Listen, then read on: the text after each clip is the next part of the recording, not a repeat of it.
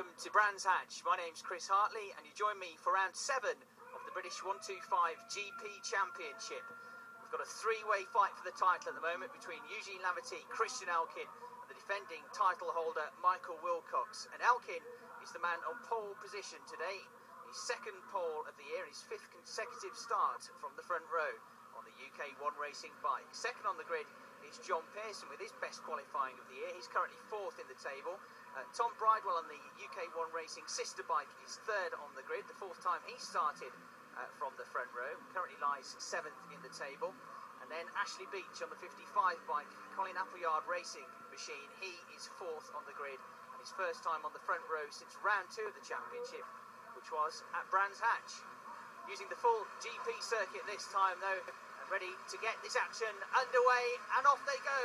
You can see that it's a damp track. Some of them have got wets on, some of them have got slicks on, so it's going to be a very interesting race. Who will reach the first corner in the lead? It looks like Ashley Beach has made a terrific start from 4th on the grid to sneak through into 1st position. Elkin bogged down at the start a little bit. He's been the best qualifier of the year, but one of the worst starters off the grid, and it's his teammate Tommy Bridewell, number 18, that's moved into 2nd place. Wilcox has got up into 3rd position. Then we've got Eugene Laverty, the rider that leads the championship with 111 points on the number 50 bike.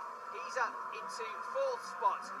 So Ashley Beach leads the race, and you can see the gaggle of bikes behind in the distance. Elkin has got back ahead of Laverty, and that's crucial for the championship, the pair of them at the top of the table. And as that happens, Michael Wilcox sneaks through on the way to Surtees corner. Ashley Beach a little bit too wide there. So number 1, Wilcox leads, Beach is 2nd. Then we've got the 2 UK One Racing bikes. A rider down already on this damp track, and you can see how damp it is here. But on other parts of the circuit, it's most certainly pretty much bone dry.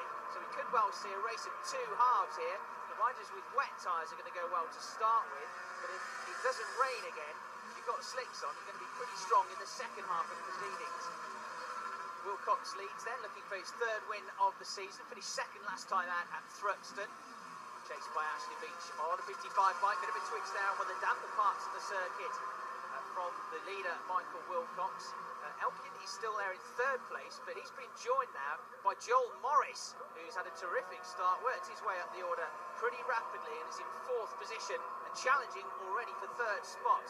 Out of Clark Curve then, and the end of lap 1, Wilcox and Beach are sprinting away from the rest of the pack. Then you can see the number 71 bike challenging for 3rd spot. That is Joel Morris. Doesn't quite sneak through at Paddock Hill Bend. He's got Christian Elkin, himself a race winner this year. Went at Silverstone. His 2nd victory of the season. He defends into Druids, but runs a little bit wide, and slipping through on the inside there is Joel Morris. Up to 3rd place he goes on the 71 bike, ahead of one of the key championship contenders. Good news for Elkin though is that he's still ahead of his rival in the title race, Eugene Laverty. Just as a glance over his shoulder, Elkin has 93 points, 18 behind the championship leader, and Beach runs very wide again on the way to Surtees. Through goes Joel Morris, and Elkin tries to sneak through as well. Ashley Beach is a bit too early on the brakes into there, not quite confident enough, and running too deep as well, too wide, not turning in, and giving a big open space for everybody to come charging through. And Morris now has got into the lead. He got a terrific run out of Surtees and sprinted past Michael Wilcox. So Joel Morris, number 71, leads this race. A new name for us in this championship. Haven't seen a great deal of him so far this season. He leads the current champion Michael Wilcox. Ashley Beach, the former race leader, down to 3rd spot. The pole sitter Christian Elkin is right on the back of that pack in 4th place. Most of the front runners have had the odd twitch somewhere, made the odd mistake as they get to adapt to the circuit, learn where the damp patches are, learn where the dry patches are, and learn just how much grip is available to them. And doing that better than anybody at the moment is Joel Morris. You can see already that he's begun to sprint away from the rest of the pack. But this is going to be a changing race, providing it doesn't rain again. That track's going to get drier and drier, and it will be about the experience of the riders and how quickly they can suss the track out, figure out how much quicker they can go and how quickly they can get up towards top speed. So it's all about feeling the racetrack at the moment. Joel Morris leads the pack up towards Druids. In the background there, Jenny Tinmouth, number 68, is getting inside 2 riders there. What a great bit of overtaking from her. Twitch is on the way out, but she got ahead of Elkin and Beach there and up to 3rd place as Michael Wilcox in front of the pair of them charges back into the lead of the race, overtaking going on left, right and centre here at the Brands Hatch GP circuit. Morris tries to fight back at the inside through Surtees and does so. So Morris back into the lead, Wilcox is second. Jenny Tinmouth from 19th on the grid on the 68 bike has got herself up to third place. She's been absolutely nowhere in terms of top 10 results really so far this season, but she's got that bike set up a treat for these tricky conditions here in Kent, and she's up to third spot. And to me, looks like she might be even a little bit quicker than the two riders ahead of her. Closing in on the current champion, she's pulled right away from Elkin, who's just lost a bit of pace over this last lap or so. Jenny Tinmouth is the rider on a real charge here, the silver and black machine, 25 cc's of power.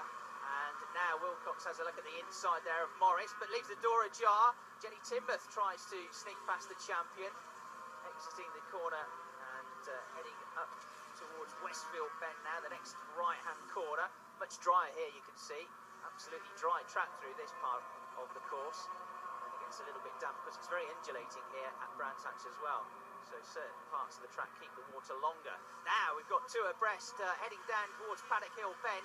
Could be three abreast in a minute. Jenny Tinmouth getting in on the action. Wilcox tries to get the lead. Tinmouth goes around the outside.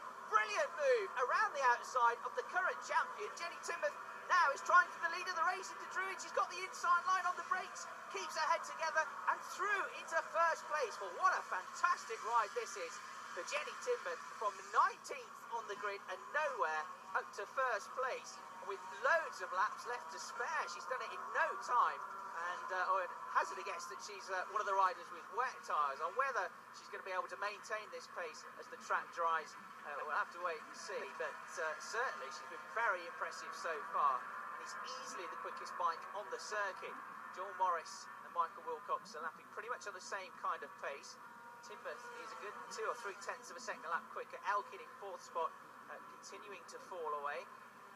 So Jenny Tinmouth leads for the first time here. We've had several race leaders already, 4 different leaders in fact here at Brands, as Wilcox has another look at the inside, thinks about it, applies the pressure, but thinks better of it, backs off and actually loses quite a bit of time there. We've got Rob Guyver, number 61 there in on the action as well. He's worked his way up the order, bit of a twitch from Joel Morris.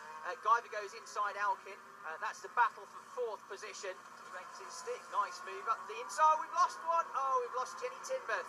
That is a great shame. After a wonderful ride through the field, Jenny Tinmouth drops the bike there and into the gravel, out of the race. This is a replay. The camera's just caught the back end of it. It looks like she just dropped the bike rather than high-sided. And the great ride comes to an end for Jenny Tinmouth. But she can tell her friends and family about that one. She's perfectly okay and still able to afford a smile. Wilcox then has gone back into the lead of the race, and you can see